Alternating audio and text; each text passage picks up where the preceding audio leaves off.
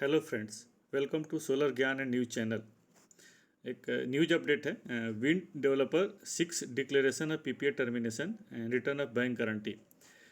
Spring energy had filed a petition with CRC seeking termination of PPA due to force majeure event. थोड़ा सा मैं इसके बारे में बता देता हूँ, फिर उसके बाद फर्दर मैं इसमें डिटेल में डिस्कस करेंगे।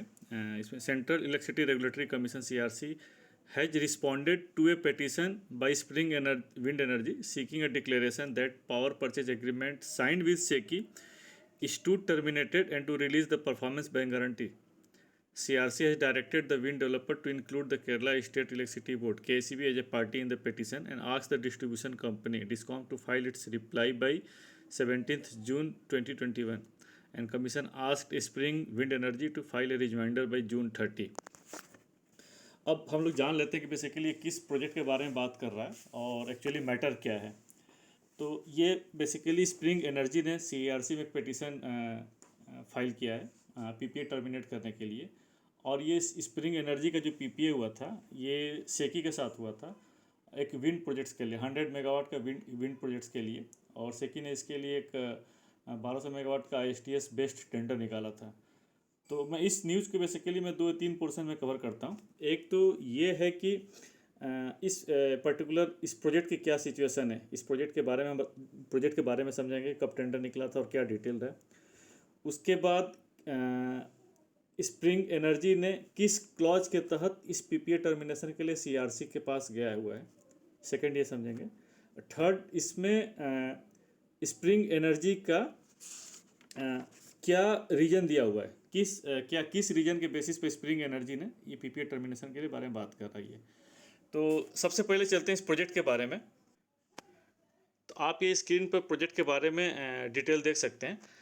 ये सेकी ने आईएसटीएस 7 विंड ट्रांस 7 1200 मेगावाट का फरवरी 2019 में एक टेंडर निकाला था। और इसमें जो टेंडर की जो अपर टैरिफ रखी गई थी, अपर सीलिंग टैरिफ जो रखी गई थी 2.83 पर यूनिट था। और मिनिमम सीयूएफ इसमें 22% रखा गया था और परफॉर्मेंस बैंक गारंटी 20 लाख पर मेगावाट रखा गया था। तो बेसिकली ये नॉर्मल क्लॉज होता है, ये उस क्लॉज की बात है। और इसकी जो बिड सबमिशन डेट थी 26 मार्च 2019 था। और इसके बाद जो इसका रिवर्स ऑक्शन हुआ था, इसमें रिवर्स ऑक्शन की आप डेट देख सकते हैं सीट में 15 फरवरी 2019। तो जो रिवर्स ऑक्शन के लिए जो एलिजिबल बिड्स थी वो 600 मेगावाट थी। 1200 मेगावाट का बिड्स निकला था, लेकिन फाइनली आफ्टर स्क्रूटनी जो रिवर्स ऑक्शन के लिए एप्लीकेबल बिड्स थी 600 मेगावाट थी। 600 मेगावाट का जो रिवर्स ऑक्शन हुआ, उस रिवर्स ऑक्शन के बाद 480 मेगावाट को इसमें शॉर्ट लिस्ट किया गया रिवर्स ऑक्शन के बाद। जो फाइनल जो सक्सेसफुल बिडर थे 480 मेगावाट के थे। और इसमें टोटल 4 बिडर्स थे, बेसिकली आप देख सकते हैं 4 से बिडर। तो जी जो ये 4 बिडर जो इसमें थे, तो बेसिकली इसमें से एक बिडर आपका स्प्रिंग एनर्जी 100 मेगावाट का था और 380 मेगावाट के लिए 3 अलग अलग बिडर थे। तो ये जो 480 मेगावाट ये रिवर्स ऑक्शन एक्चुअली आप देख रहे हैं मई 2019 में रिवर्स ऑक्शन कंप्लीट हो गया था। और रिवर्स ऑक्शन करने के बाद कंप्लीट 480 मेगावाट इसमें जो बिट्स एलोकेट हुई थी। और बिट्स 480 मेगावाट एलोकेट करने के बाद इसका जो एलओआई प्लेस किया गया था जून 2019 में कर दिया गया था। जून 2019 में एलओआई प्लेस करने के बाद इसके बाद हमें समझना होता है कि एलओआई प्लेस करने के बाद पीपी और पीएसए के क्या प्रोसेस है। तो जनरली जो सेकी को जब तक फाइनल जो इलेक्ट्रिसिटी परचेस करने वाली एजेंसी नहीं मिलती है, डिस्कॉम से जब तक टाई अप नहीं हो पाता है पावर के लिए, तब तक सेकी पीपीए साइन नहीं करता है। तो ये सबसे पहले डिस्कॉम को अप्रोच करता है। तो इस केस में बेसिकली टोटल 480 मेगावाट के लिए 2 स्टेट से सेकी को कंसेंट मिला था। एक था यूपी को 380 मेगावाट ने यूपी पीसीएल ने 380 मेगावाट का कंसेंट दिया था। और 100 मेगावाट के लिए केरला ने दिया था, केएसीबी केरला स्टेट इलेक्ट्रिसिटी बोर्ड ने, जो वहाँ का डिस्कॉम है, उसने इसको कंसेंट दिया था। तो इसके बेसिस पर इसमें पीएसए साइन हो गया था सेकी और डिस्कॉम के बीच में। इसको बोलते हैं पावर सेल एग्रीमेंट। तो पीएसए साइन हो गया था सितंबर 2019 में, केएसीबी के साथ साइन हो गया था और अक्टूबर 2019 में यूपी पीसीएल के साइन हो गया था। तो जिस हम 100 मेगावाट जो स्प्रिंग एनर्जी की जो बात कर रहे हैं, ये बेसिकली केएसीबी से रिलेटेड है। इस पर्टिकुलर प्रोजेक्ट्स के लिए सेकी ने केएसीबी के साथ पीएसए साइन किया था सितंबर 2019 में। चूँकि ये आईएसटीएस प्रोजेक्ट था, जो टेंडर निकला था ये आईएसटीएस प्रोजेक्ट था, इसलिए इसका टैरिफ जो अप्रूवल है सीआरसी से होना चाहिए। तो इसके लिए फिर सेकी ने फर्दर सीआरसी को अप्रोच किया और इसका जो फाइनल टैरिफ जो था फरवरी 2020 में सीआरसी ने अप्रूव कर दिया था। और जो टैरिफ अप्रूवल के बाद सीआरसी ने फर्दर पीपीए साइन कर लिया था मार्च 2020 में। तो इस 100 मेगावाट के करस्पॉन्डिंग अगर बात करें तो 2020 में ही पीपीए साइन हो गया था सेकी का स्प्रिंग एनर्जी के साथ। तो ये टोटल ये प्रोजेक्ट की बात है। बेसिकली प्रोजेक्ट के बारे में आप समझ गए होंगे कि क्या सिचुएशन रही। मतलब आप देख रहे हैं फरवरी 2019 में टेंडर निकला और फाइनलाइज पीपीए होते होते इसका मार्च 2020 हो गया। मतलब कब 1 साल लग गया इसको फाइनलाइज होने में। उसके बाद भी आज की डेट में प्रोजेक्ट कहीं भी स्टार्ट नहीं हुआ है और डेवलपर जो है, जो विंड डेवलपर है, ये सीआरसी के पास अप्रोच कर गया इस पीपीए टैरिफ को टर्मिनेट करने के लिए। अब हम आइए बात करते हैं किस क्लॉज के तहत जो डेवलपर है वो पीपीए टर्मिनेशन की बात कर रहा है। तो जो पीपीए साइन होता है सेकी और डेवलपर के बीच में जो पीपीए साइन हुआ तो उसमें एक प्रोविज़न है कि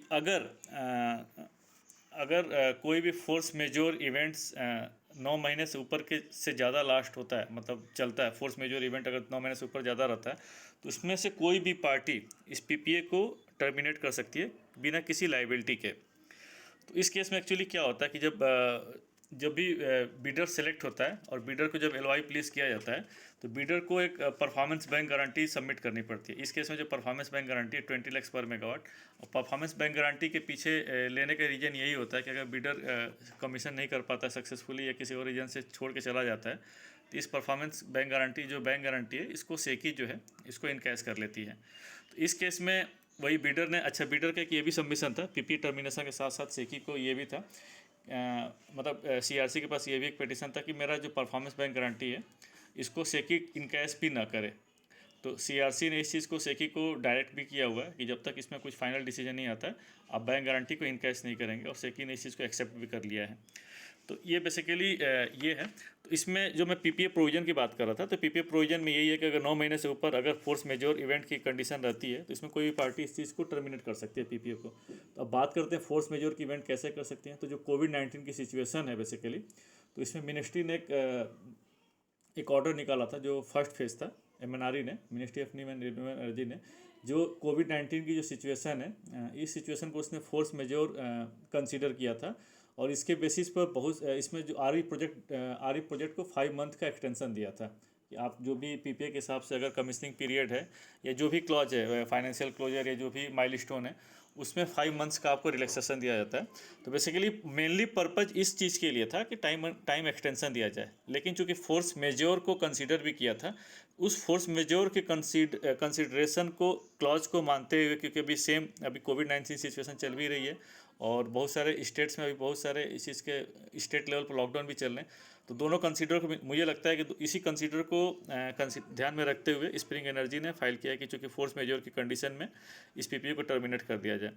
अब उसमें क्या लॉजिक क्या दिया स्प्रिंग एनर्जी ने टर्मिनेट करने के लिए? एक तो ये दिया है कि प्रोजेक्ट को एग्जीक्यूट करने में जो फोर्स मेजोर की वजह से जो बहुत सारे जो रीजन हुए डिले हुआ है, तो एक तो ये बहुत बड़ा रीजन रहा। दूसरा जो फाइनल बाइंग एंटिटी, आप जब एलओआई प्लेस किया, एलओआई प्लेस करने के बाद जब पीपीए साइनिंग में देखिए काफ़ी गैप है, तो इसने ये भी बोला कि आप फाइनल जो बाइंग एंटिटी है उसमें भी काफ़ी डिले हुआ आइडेंटिफाई करने में कि पावर कहाँ से कहाँ जाएगी। क्योंकि आईएसटीएस प्रोजेक्ट है ये, तो आईएसटीएस प्रोजेक्ट में डेवलपर को सेलेक्ट करना होता है कि वो कहाँ प्रोजेक्ट लगाना चाहता है। और जो भी सीटीयू कनेक्टेड जो होता है लाइन होती है सीटीयू सब स्टेशन, वहाँ पर उसको कनेक्टिविटी के लिए अप्लाई करना पड़ता है, सीटीयू के पास जाना पड़ता है कनेक्ट करने के लिए। जब सीटीयू के पास कनेक्ट करने के लिए जाना पड़ता है तो एक तो सारी चीज़ें कनेक्टिविटी अप्लाई करने के लिए और एलटी अप्लाई करने के लिए बताना पड़ता है बायर्स डेवलपर्स को कि मेरी बिजली इलेक्ट्रिसिटी कहाँ जाएगी, या कुछ नहीं तो कुछ डिस्कॉम में कहाँ जाएगी। तो ये एक उसमें एक ये भी रीज़न था कि जो बाइंग एंटिटी थी सेकिन इसमें काफ़ी डिले किया। और फर्दर जो पीपीए साइन करने फर्दर क्या होता है कि जो पीएसए साइन होने के बाद इसका एक रेगुलेटरी अप्रूवल भी होता है। तो स्टेट रेगुलेटर ने पीएसए को अप्रूव करने में भी काफ़ी डिले किया। टैरिफ देखिए आईएसटीएस प्रोजेक्ट था, आईएसटीएस टेंडर था, तो इसमें टैरिफ तो अप्रूवल सीआरसी करेगा, लेकिन पीएसए साइन क्या होता है, पीएसए सेकी और डिस्कॉम के बीच में होता है, केएसबी के बीच में होता है। तो इसका जो अप्रूवल है, अप्रूवल भी स्टेट रेगुलेटर से लेना पड़ता है। तो एक इसका रीज़न ये भी था कि इसने बोला कि काफ़ी उसमें भी डिले हुआ है अप्रूवल लेने में। और दूसरे बहुत सारे इम्पॉसिबल कंडीशन जो है इसमें कंडीशन जो है डेडिकेटेड ट्रांसमिशन लाइन से बनाने के लिए भी काफ़ी कंडीशन इसमें इम्पोज किए गए। और कोविड-19 की सिचुएशन तो है ही, जिसकी वजह से काफ़ी रिस्ट्रिक्शंस रहा। तो इसलिए इन सब रीजन्स को बताते हुए स्प्रिंग एनर्जी ने पिटीशन फाइल किया सीआरसी में। अब सीआरसी ने बोला कि ठीक है, इसमें एक पार्टी केसीबी को बनाया जाए, तो इसलिए केसीबी को बोला कि आप इसमें रिप्लाई फाइल करिए। और उसके बाद जब केसीबी रिप्लाई फाइल करेगा तो उसके बाद में रिजॉइंडर बोला कि स्प्रिंग एनर्जी को फाइल किया गया, जो मैंने आपको स्टार्टिंग में बताया। तो ये बेसिकली ये आपका पूरा स्टेटस रहा इस प्रोजेक्ट के बारे में, और किसके बेसिस पर इस डेवलपर ने पीपीए टर्मिनेशन के लिए पिटीशन फाइल किया है। तो ये भी एक इस टाइप से होता है। ऐसा नहीं है कि प्रोजेक्ट अवार्ड हो जाने के बाद भी चीज़ें बिल्कुल स्मूथली चलती है, नहीं, ऐसा नहीं है। आप देख सकते हैं कि फरवरी 19 का टेंडर और अभी मई 21 हो रहा है, तो 2 साल से ज़्यादा हो गया टेंडर कंक्लूड होते होते, पीपीए साइन होते, फिर भी प्रोजेक्ट नहीं लग पा रहा है। तो अब हो सकता है डेवलपर के बाद और भी बहुत सारे रीजन्स हो, इंटरनल बहुत सारे रीजन्स हो सकता है कि उसको लग रहा है कि टैरिफ कम है या वायबिलिटी नहीं है, तो इस कोविड-19 वाली सिचुएशन को, फोर्स मेजर वाली कंडीशन को ध्यान में रखते हुए वो अपना पिटीशन फाइल कर दिया है। तो दोस्तों ये सब इस न्यूज़ के बारे में डिटेल रहा, और होप आपको वीडियो अच्छा लगा हो तो आप ज़रूर लाइक करिए, सब्सक्राइब करिए, अपने दोस्तों को भी इसके बारे में बताइए। एंड मैं नेक्स्ट वीडियो में फिर आऊँगा, तब तक के लिए थैंक यू, धन्यवाद।